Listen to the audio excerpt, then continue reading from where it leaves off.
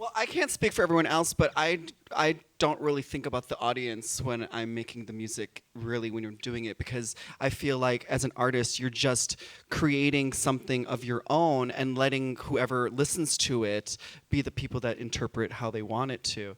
So when you do make, when you make music, if the people that liked it before like it still, or if there's more people that like it that are different, then that's fine. It doesn't really matter. But yes, I mean, it's hard because you're like, oh, I really wish Madonna would go back to her way, like go back to like Confessions on a Dance Floor. But you're giving us Madonna as a typewriter, you know?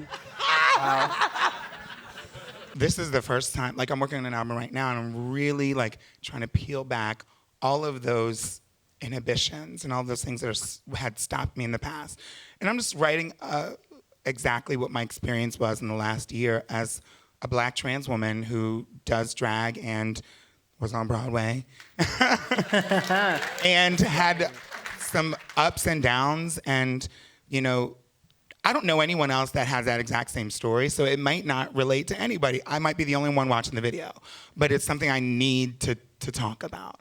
Obviously, there is this whole drag race phenomenon that's going on right now.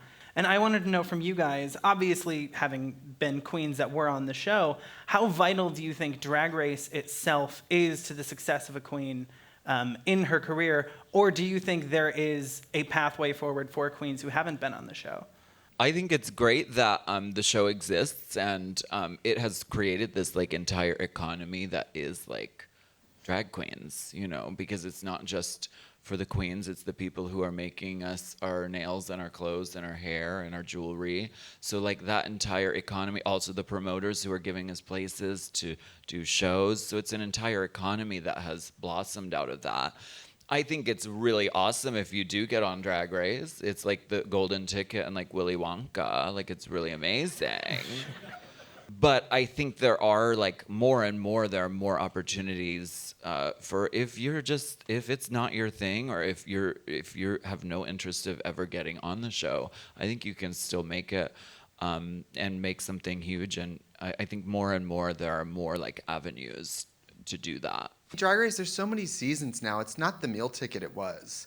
Like there's like 3 seasons a year and only a few like so you know now I think doing Drag Race is wonderful, of course, but it's a ball of wax that like is not permanent, and the people who don't celebrate it and taffy pull it into a career with their content, it's not like this forever ride. You're not set up. You don't own Apple.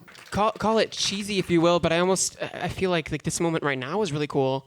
Like, am I wrong? Like, all these people in this room right now, like, this is pretty freaking amazing that we're having a panel talking about queer artists and drag and music, and that gives me hope in itself. I don't know, as a little kid, like I wanted to do so many things in my life, and music has been such a large part of that. And I was told like early on in wanting to have a music career that it wasn't going to happen, and it wasn't, my aesthetic and my image wasn't good enough. And that was one of the things that really helped me develop this identity of who I am and what I do.